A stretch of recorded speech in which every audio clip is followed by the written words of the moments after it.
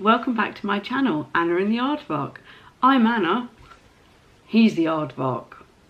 Welcome back after Christmas and New Year's Eve. I hope you're not too exhausted after celebrating last night. If you do celebrate, we don't, me and him, because I go to bed at 9 o'clock. But I did get to see some fireworks at midnight for the first time in 5 years, actually, because normally they are not high enough to go over the roof of a block of flats, so I usually miss them. But last night the rockets were shooting very high in the sky, so that was really lovely to be woken up by. So it's been a couple of weeks, and we've had Christmas and we have had New Year. I hope you had a really lovely Christmas, whatever you were up to or whoever you were with. Even if you're on your own, I still hope you had a really lovely Christmas. I did that one year and it was actually quite nice. Yeah, I quite enjoyed it. It was a very different sort of day. Christmas at mine is always a really fun time because it's my mum's birthday on Christmas Day. And so we do birthday morning and then Christmas in the afternoon. So happy birthday, happy Christmas, Mum. I think she had a great time. Me and my dad did. Yeah, I know she did. It was really fun. Thinking about Christmas, I have a couple of thank yous to say, especially with regards to the channel Anna and the Aardvark. One is a big thank you to my cousin Sarah and her partner James, who bought me this big book. Look how thick that is. Big book. And it's called The Book of Unusual Knowledge. And it was inspired by Mr. Aardvark's fun facts at the end of these videos. And for example, on the front, it gives you one such fact. It took about 30 million hours for Stone Age workers to build Stonehenge. How do they even start to work that out? I have no idea. Anyway, thank you so much. Love that book. It is absolutely smashing. And the other people that I need to say a quick Aardvark thank you to are my aunt and uncle, Andy and Caroline, because they got me an Aardvark cup for Christmas. And if that's backwards on the screen, it actually says, "Warning, may start talking about Aardvarks." Thank you so much. I think I might have to start selling merchandise or something soon. It'd be quite fun actually to make a design, a logo, an Aardvark logo for the site. Ooh, that's a nice project, isn't it? Yeah, I'll have a think about that. I need to write it down. Logo. There we are. Okay. Christmas was beautiful. New Year is always a bit. It's a bit of a struggle, New Year's Eve, for me. I don't go out. I haven't gone out, you know, since my 20s, really. I just want to go to bed, you know, that's me. But it's the one day in the year, apart from the day that he died, that I really miss my brother. He died 4.5 years ago. And we have had some really lovely New Year's Eves together. And I just, you know, I miss him. So when it gets to New Year's Day, I am usually feeling quite reflective. Not sad, really, just reflective. And I used to sit down and make the most ludicrous,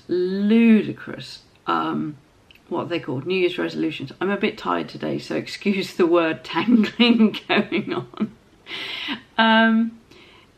Yeah, New Year's resolutions, and I could never see the cycle that I got into with them, where I would dream up what I was going to do and they wouldn't be realistic at all. You know, it'd be like become a brain surgeon or something as stupid, you know, something really above my ability at that time. And then of course you'd fail. And then you'd feel really miserable for the rest of the year because you can't even do a New Year's resolution. And in that way, I find them quite damaging.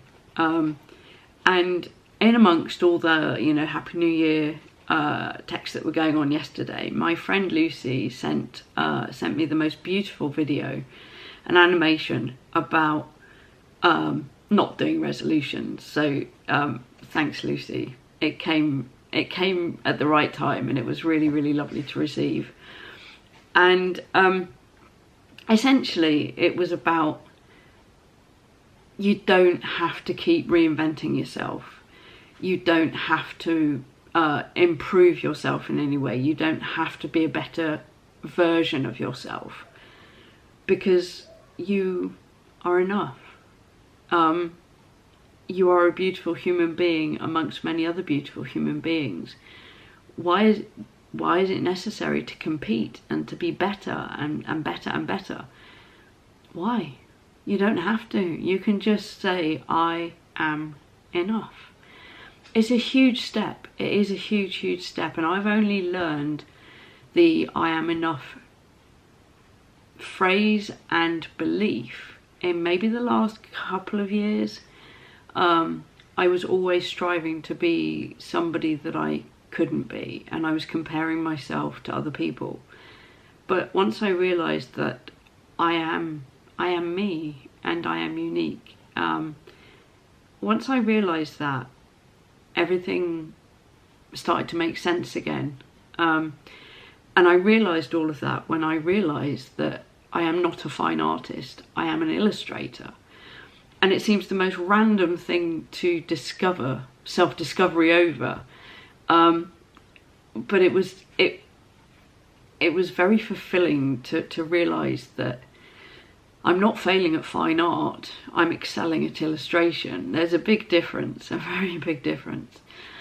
Anyway, this video was absolutely gorgeous.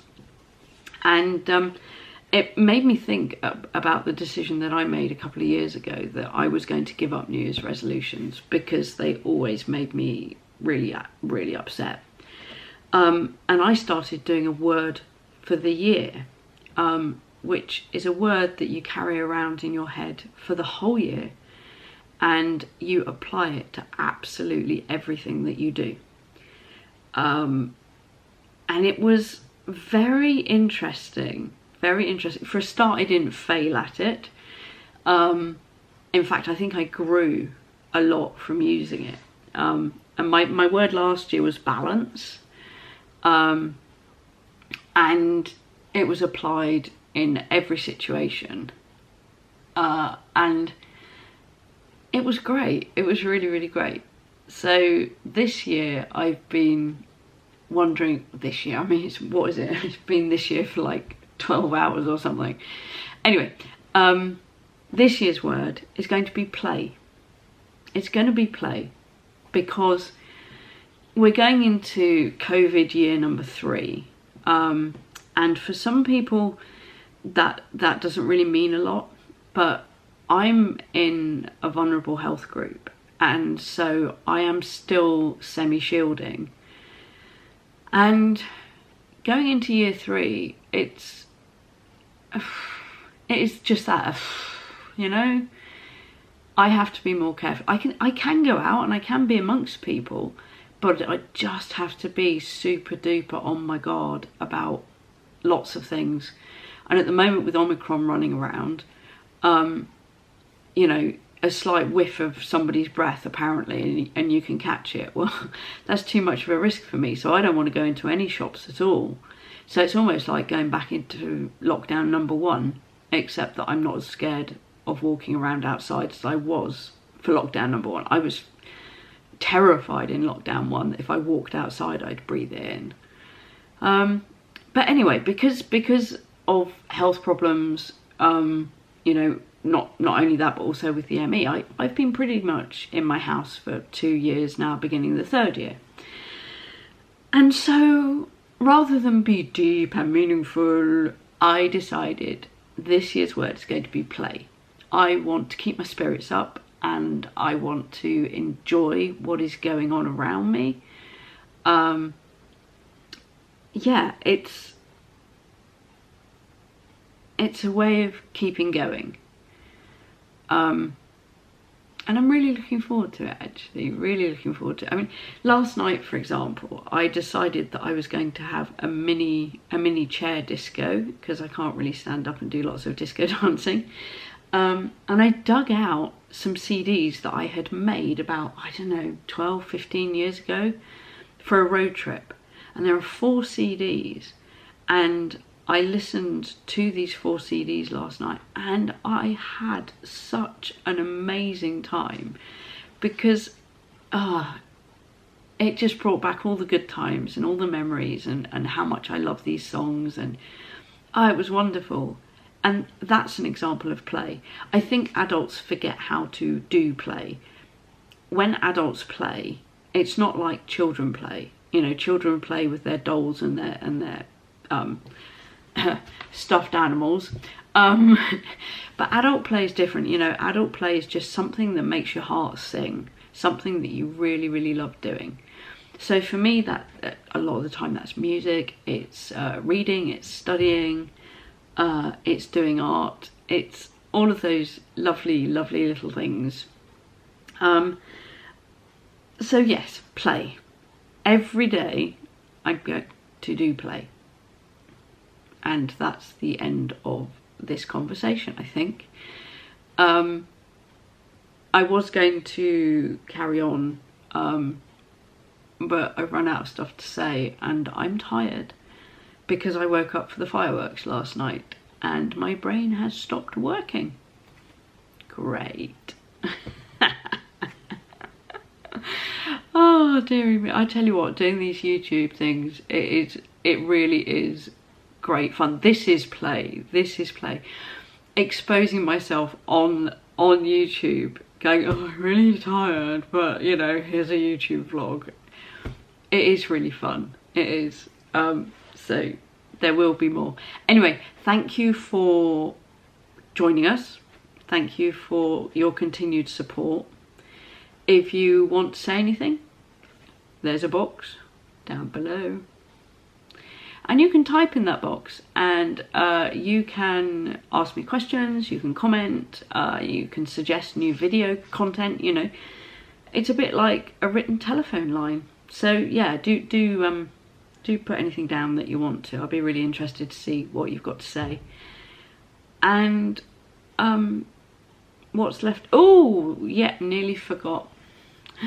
Mr. Aardvark's fun fact. Okay, so the fun fact today comes from the book that my cousin gave me. It's a fact about New Year.